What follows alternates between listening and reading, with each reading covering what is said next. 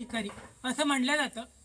ज्या प्रकारे तिन्ही जगाचा स्वामी हा देखील आईशिवाय भिकारी असतो, त्याचप्रमाणे बापाशिवाय देखील भिकारी असतो. परंतु त्या पडद्यामागे रडणाऱ्या बापाला देखील कधीतरी समजून घेण्याचा प्रयत्न करा.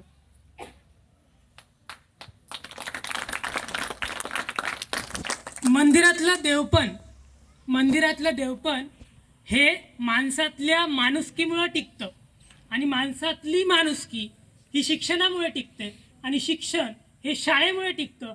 म्हणून गावातील शाळा आणि ग्रंथालय याला नेहमी प्रथम प्राधान्य द्या. कोणत्याही पद्धतीने महापुरुषांच्या जयंत्या साजऱ्या करा, नाचा कुदा सगळं करा, त्यांना हवा तेवढा खर्च जयंत्यांमध्ये करा.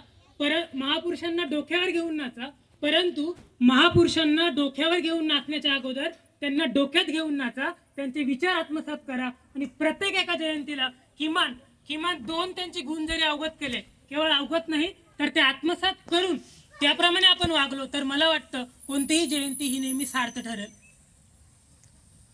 अजून म्हणजे जिल्हा परिषद शाळा ही शासनाने आपल्यासाठी चालवलेली ही एक हक्काची शाळा आहे. म्हणून आपल्या हक्काचा नेहमी वापर करा.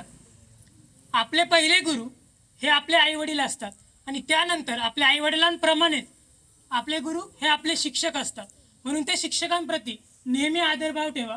आपण वेगवेगळ्या प्रार्थना मंत्र वगैरे शाळेत जे म्हणतो हे नेहमी त्याचे आपल्याला सार्थ देतात. जसे गुरुर ब्रह्मा गुरुर विष्णू गुरुर देव महेश्वरा.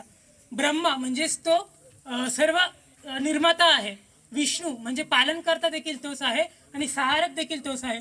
त्याप्रमाणे गुरुचा नेहमी आदर करा. हे 3 वाक्य मी